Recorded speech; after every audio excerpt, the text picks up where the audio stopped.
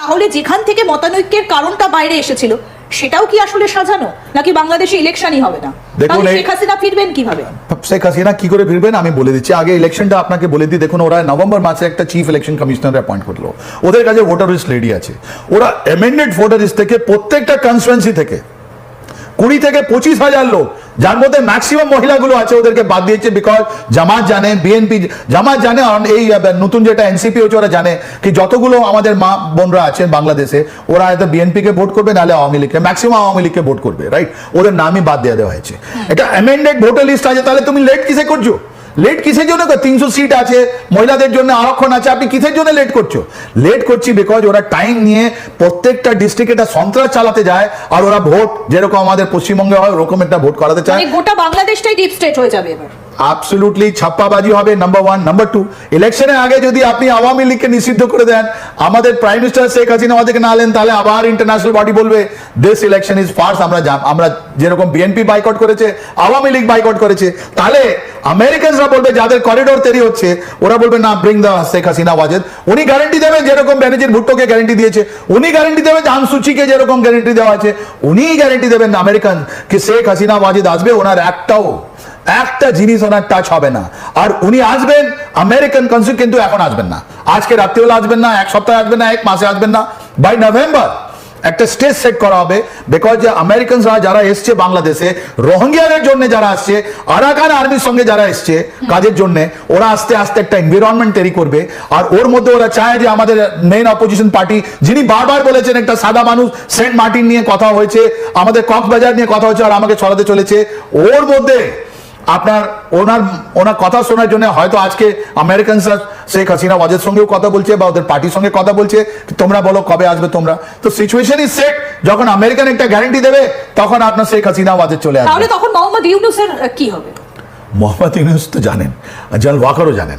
আপনি দেখুন মোহাম্মদ ইউনূস কি করলেন, একটা এত ভালো প্রফেশনাল বাংলাদেশ আর্মিকে ফাড় করে দিলেন। উনি যে লেফটেন্যান্ট জেনারেল কামরুল হাসান, যিনি পিএসও আছেন, ওনাকে আগে বাড়িয়ে, ওনাকে করে কি তুমি এই ওয়াকুরুজ্জামানকে সরিয়ে দাও, একটা পুরোপুরি বাংলাদেশের আর্মির মধ্যে ফাড় হয়ে গেছে।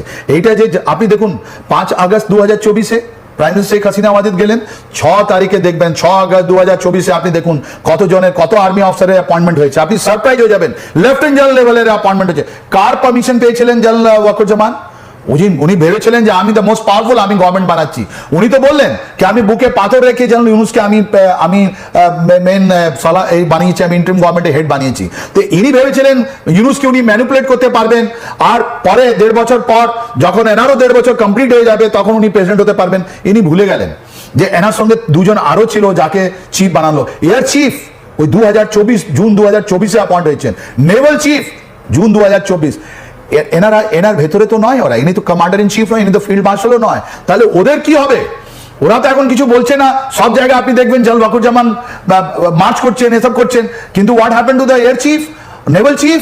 আগে আপনি কিছু করতে দেখাই যাচ্ছে না। কিন্তু একটা প্রশ্ন, যে ওয়াকারুজ্জামান কেন শাহাবুদ্দিন চুপ্পুর সঙ্গে দেখা করছেন না, তার সঙ্গে কথা বলছেন না, এর পেছনে আসল কারণটা কি?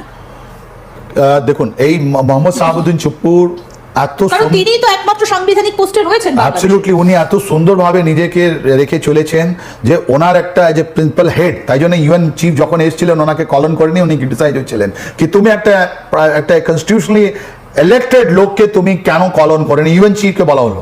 এখন আমেরিকানরা এটা বুঝতে পেরেছিল।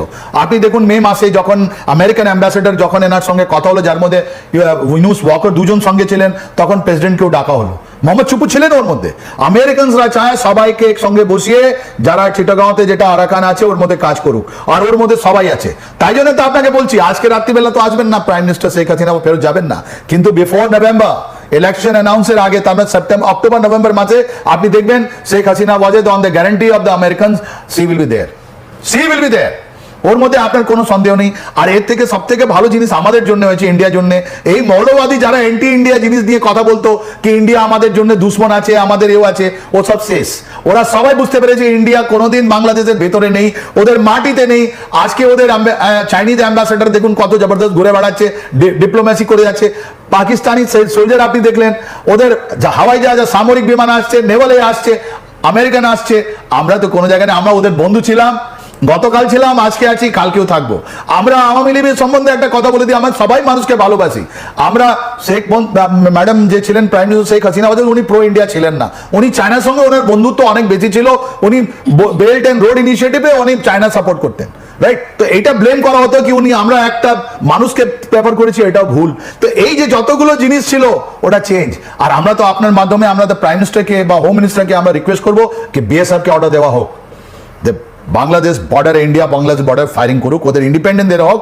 যেরকম আপনি অফ সিন্দুরে আর্মিকে দিয়েছেন কি তোমরা ইন্ডিপেন্ডেন্ট কাজ করো, এখন বিএসএফ এর হাতটা না বেঁধে দিয়ে ওকে বলা হোক কি এখন যদি কেউ ক্রস করে যদি কোনো জিনিস স্মাগলিং হয় তুমি গুলি করো। অনুপ্রবেশ রুখতে তো করা ব্যবস্থা ভারত নিচ্ছে, কিন্তু এই যে ওয়াকারুজ্জামান যিনি বাংলাদেশের সেনাপ্রধান, তার যে কতগুলো রূপ, মনে হয় দর্শকরা আজকে সেটা বুঝতে পারলেন। কারণ আপনি যেভাবে ব্যাখ্যা করলেন যে ওয়াকারুজ্জামান আসলে কি চাইছেন, তিনি আসলে কার লোক, শেখ হাসিনার নাকি জামাতের নাকি ইউনূসের সঙ্গে একই ঘরে বসে কাজ করছেন, সেটা কিন্তু অনেকটা পরিষ্কার হলো। এবং কেন সেনা শাসন জারি করতে গিয়েও শেষ মুহূর্তে আটকে গেলেন, মানে খুবই বুদ্ধিমান ওয়াকারুজ্জামান, এটা কিন্তু বলতেই হয় অন্তত আজকের এই আলোচনার পর। অনেক লোক মারা গেছে আওয়ামী লীগে, ওদের জিনিসগুলো এরা ক্যাপচার করতে চাইছে ভ্যাকেন্ট স্পেস। কারা? এই যে এনসিপি বানানো হয়েছে, ওরা ভাবছে যে এদের লিডারশিপ আর এদের ব্যান করে দেওয়ার পর ওইটা জায়গাটা আমরা নিয়ে নেবো। যেটা জামাত আছে, জামাত বাংলাদেশ জানে কি 10 থেকে 12% ওরা ম্যাক্সিমাম ওরা পেতে পারে vote of the Bangladesh. Because বাংলাদেশে আমরা ভাই বোনরা এটা অ্যাকচুয়ালি মডার্ন, ওরা জানে কি জামাত সঙ্গে আমরা যাবো না, নাহলে আমাদের বিপদ আছে, রাইট? আমাদের দেশটা ধ্বংস হয়ে যাবে। তাই জন্য ওরা একটা টাইম প্ল্যান চাইছে। ওরা চাইছে যে একটা ইলেকশনটা একটু আগে বাড়ুক। ওই ইনুর সঙ্গে ওদের কোনো রিলেশনই, ওর রিলেশন আছে আমাদের জল ওয়াকারের সঙ্গে। জল ওয়াকার একটা রিলেশনশিপ বানাচ্ছেন বিএনপি সঙ্গে। আপনি খালেদা জিয়ার সঙ্গে গেছিলেন 2 জানুয়ারি ওনার বাড়িতে ওনার সঙ্গে দেখা করতে, তারপরে দোহাতে দেখা করেছেন।